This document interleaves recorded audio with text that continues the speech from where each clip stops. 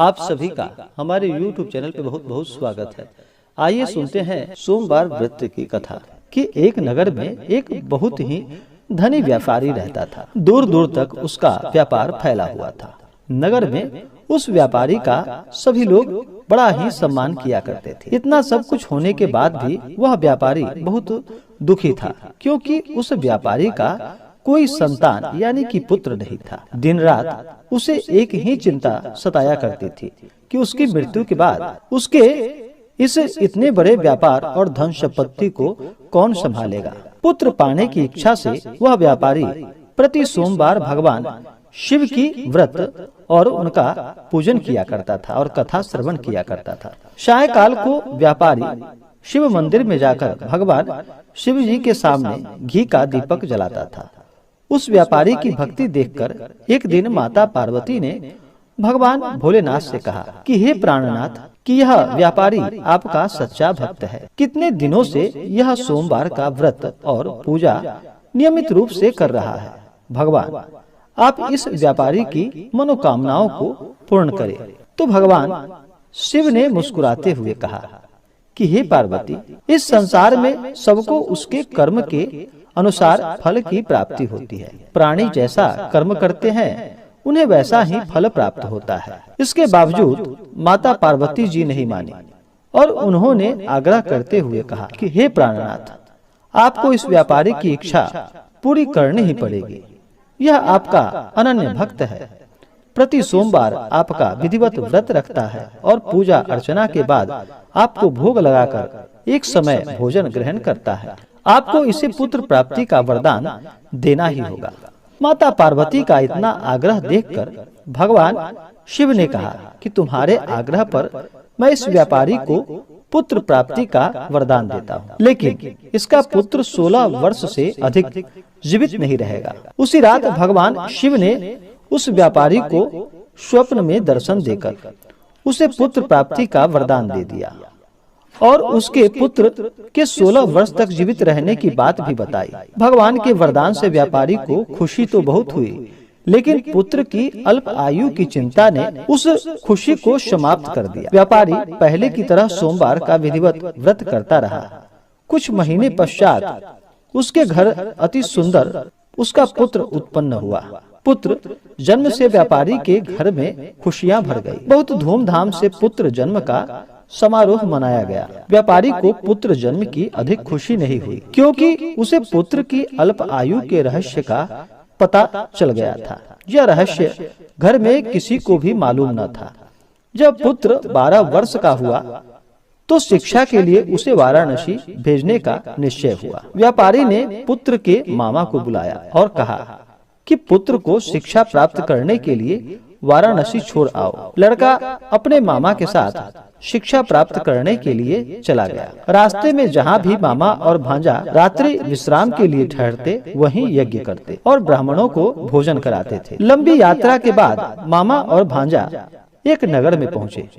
उस नगर के राजा की कन्या के विवाह की खुशी में पूरे नगर को सजाया गया था। निश्चित समय पर बारात आ गई, लेकिन वर का पिता अपने बेटे के एक आंख से काने होने के कारण बहुत चिंतित था। उसे इस बात का भय सता रहा था कि राजा को इस बात का पता चलने पर कहीं वह विवाह से इनकार न कर दे, इससे उसका अपमान होगा। वर के पिता ने लड़के को देखा तो उसके मस्तिष्क में एक विचार उत्पन्न हुआ। उसने सोचा कि क्यों न मैं इस लड़के को दूल्हा बनाकर राजकुमारी से विवाह करवा दूं। विवाह के बाद इसको धन देकर विदा कर दूंगा और राजकुमारी को अपने नगर में ले जाऊंगा। वर के पिता ने इसी संबंध में मामा से बात की। मामा ने धन मिलने के लालच में वर के पिता की बात स्वीकार कर ली। लड़के को दूल्हे के वस्त्र पहनाकर राजकुमारी से विवाह करा दिया गया। राजा ने बहुत सारा धन देकर राजकुमारी को विदा किया। लड़का जब लौट रहा था तो सच नहीं छिपा सका और उसने राजकुमारी की ओढ़नी पर लिख दिया, राजकुमारी, तुम्हारा विवाह तो मेरे साथ हुआ था। मैं तो वाराणसी में शिक्षा प्राप्त करने जा रहा हूँ। अब तुम्हें इस नवयुवक की पत्नी बनना पड़ेगा। वह काना है। जब राजकुमारी ने अपनी ओढ़नी पर लिखा हुआ पढ़ा तो उसने काने लड़के के साथ जाने से इनकार कर दिया। राजा ने सब बातें जानकर राजकुमारी को महल में रख लिया। उधर लड़का अपने मामे के साथ वाराणसी पहुंच गया। गुरुकुल में पढ़ना शुरू कर दिया। जब उसकी आयु 16 वर्ष पूरी हुई तो उसने एक यज्ञ किया। यज्ञ की समाप्ति पर ब्राह्मणों को भोजन कराया और खूब अन्न, वस्त्र आदि का दान किया। रात्रि को अपने शयन कक्ष में सो गया। शिव के वरदान के अनुसार शयना अवस्था में ही उसके प्राण पखेरु उड़ गए। सूर्योदय पर मामा भांजे को मृत देखकर रोने और पीटने लगा। आसपास के लोग भी एकत्र होकर दुख प्रकट करने लगे। मामा के रोने और विलाप करने के स्वर समीप से गुजरते हुए भगवान शिव और माता पार्वती ने भी सुनी। पार्वती जी ने भी भगवान से कहा कि हे प्राणनाथ, मुझसे इसके रोने के स्वर अब मुझसे सहन नहीं हो रहा। आप इस व्यक्ति के कष्ट अवश्य दूर कर दें। भगवान शिव ने पार्वती जी के साथ अदृश्य रूप में समीप जाकर देखा तो पार्वती जी बोली कि हे पार्वती, यह तो उसी व्यापारी का पुत्र है। मैंने इसे 16 वर्ष की आयु का वरदान ही दिया था।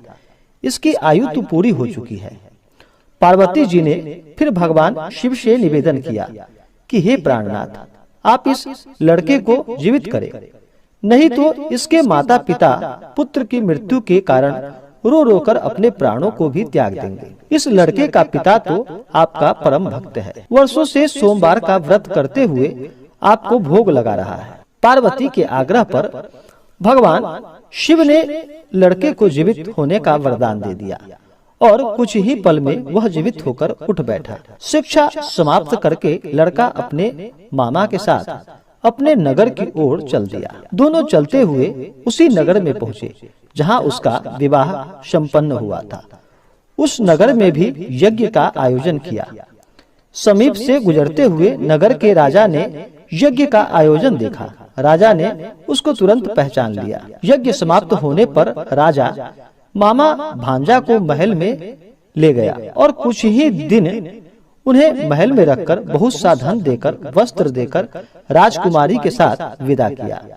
रास्ते में सुरक्षा के लिए राजा ने बहुत से सैनिकों को भेजा। नगर में पहुंचते ही एक दूत को घर भेजकर अपने आगमन की सूचना भेजी। अपने बेटे को जीवित वापस लौटने की सूचना से व्यापारी बहुत प्रसन्न हुआ। भूखे प्यासे रहकर व्यापारी और उसकी पत्नी बेटे की प्रतीक्षा कर रहे थे।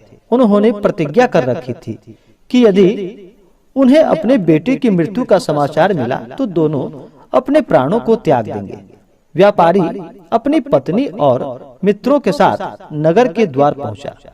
अपने बेटे के विवाह का समाचार सुनकर पुत्रवधू राजकुमारी को देखकर उसकी खुशी का ठिकाना न रहा। उसी रात भगवान शिव ने व्यापारी के स्वप्न में आकर कहा कि हे श्रेष्ठी, मैंने तेरे सोमवार के व्रत करने और व्रत कथा सुनने से प्रसन्न होकर तेरे पुत्र को लंबी आयु प्रदान की। व्यापारी बहुत प्रसन्न हुआ। सोमवार का व्रत करने से व्यापारी के घर में खुशियां लौट आई। शास्त्रों में लिखा है कि जो स्त्री और पुरुष सोमवार का विधिवत व्रत करते हैं और इसका कथा श्रवण करते हैं, उनकी सभी इच्छाएं और मनोकामनाएं पूर्ण होती है। तो बोलिए प्रेम से भगवान भोलेनाथ की जय। तो आशा करता हूँ कि यह जानकारी आपको अच्छा लगा हो। ऐसे ही ज्ञानवर्धक जानकारियाँ प्राप्त करने के लिए हमारे इस चैनल पे अगर आप नए हैं तो चैनल को लाल बटन दबा करके सब्सक्राइब करें, साथ में बेल आइकन घंटी को दबाएं ताकि मेरे वीडियो का नोटिफिकेशन आपको समय से मिलता रहे।